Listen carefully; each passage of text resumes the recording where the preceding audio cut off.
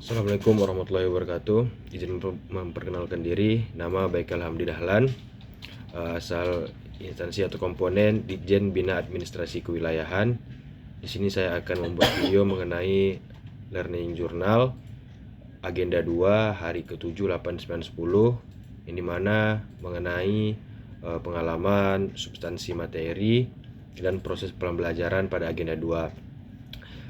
Pada Agenda 2 ini berisi materi nilai-nilai berakhlak, di mana berakhlak itu berorientasi pelayanan, akuntabel, kompeten, harmonis, loyal, adaptif, kolaboratif. Dimana di sini saya akan menjelaskan mengenai apa itu berorientasi pelayanan. Berorientasi pelayanan itu berarti sikap dan perilaku yang menunjukkan komitmen untuk memberikan pelayanan yang terbaik kepada masyarakat. Di sini implementasi dalam kita sebagai tugas dan fungsinya yaitu di mana kita memenuhi kebutuhan masyarakat dan pegawai secara responsif, mengucap salam dan sapa saat bertemu dan melayani, menindaklanjuti setiap kritik dan saran yang disampaikan kepada kita. Kemudian melakukan pelayanan kepada aparatur sipil negara dalam lingkup unit pekerjaan saya seperti mungkin Ditjen Bina Administrasi Kewilayahan, dan melaksanakan tugas sesuai dengan standar aparatur sipil negara. Yang kedua ada akuntabel, yang dimana berarti bertanggung jawab atas kepercayaan atau pekerjaan yang telah diberikan kepada kita, dimana poin-poinnya itu ada melaksanakan tugas dengan jujur, bertanggung jawab, cermat, disiplin, dan berintegritas tinggi, menggunakan kekayaan dan barang milik negara secara bertanggung jawab dan efektif dan efisien, tidak menyalahgunakan kewenangan dan jabatan. Di mana implementasi dari nilai-nilai tersebut ialah kita bisa melaksanakan tugas dengan baik dan benar, yang tentunya harus ada integritas, di mana menggunakan kekayaan dan barang milik negara secara efektif dan efisien. Misalnya ketika kita kerja, apalagi saya di tata usaha, komputer atau printan yang sudah tidak pakai bisa dimatikan secara langsung. Itu sebagai bukti dan contoh bahwa kita menggunakan kekayaan barang milik negara itu secara efektif dan efisien. Kemudian tidak menyalahgunakan kewenangan jabatan kita, seperti aparatur sipil negara itu kita harus disiplin, masuk tepat waktu, dan kita bisa melaporkan hasil kinerja kita sebagai aparatur sipil negara. Yang ketiga itu ada kompeten, di mana kita sebagai aparatur sipil negara harus terus belajar dan mengembangkan kapasitas yang ada pada kita, di mana poin-poinnya ini meningkatkan kompetensi diri untuk menjawab tantangan yang selalu berubah, membantu orang lain dalam belajar, melaksanakan tugas dengan kualitas yang terbaik. Implementasi yang bisa kita lakukan yaitu dengan kita melakukan pekerjaan dengan profesional dan kompetensi yang dimiliki. Kita harus memiliki sikap keingintahuan yang tinggi, sehingga kita harus bisa dan selalu belajar, dan terus meningkatkan soft skill yang kita miliki dan mengembangkan pengetahuan dan keterampilan yang relevan sesuai dengan perkembangan zaman teknologi ini.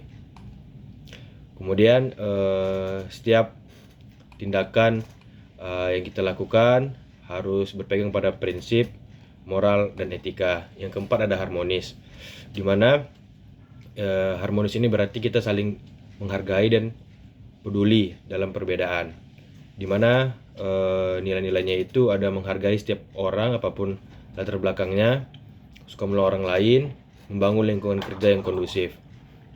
Contoh implementasinya itu selalu berusaha memahami dan menghormati pandangan dan kebiasaan orang lain tanpa menghakimi.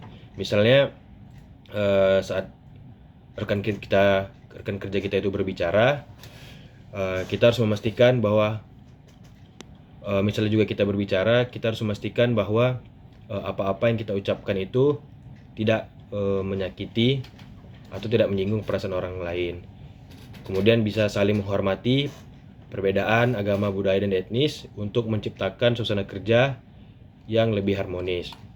Kemudian ada loyal, di mana loyal ini kita berdedikasi dan mengutamakan kepentingan bangsa dan negara, di mana poin-poinnya itu memegang teguh ideologi Pancasila, Undang-Undang Dasar Negara Republik Indonesia, setia kepada Negara Kesatuan Republik Indonesia, menjaga nama baik sesama, aparatur sipil negara, pimpinan dan negara, dan menjaga rahasia jabatan dan negara.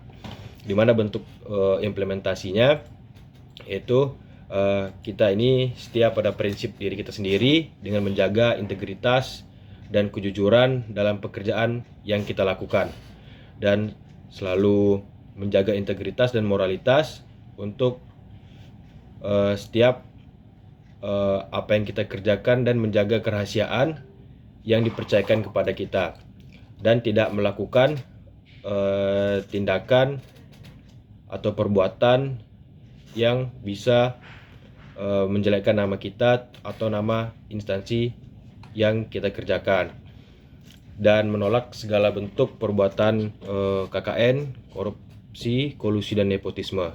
Kemudian adaptif, yaitu di mana kita harus terus berinovasi dan antusias dalam menggerakkan atau menghadapi perubahan. Di mana poinnya ini ada cepat menyesuaikan diri menghadapi perubahan, berinovasi dan mengembangkan kreativitas dan bertindak proaktif.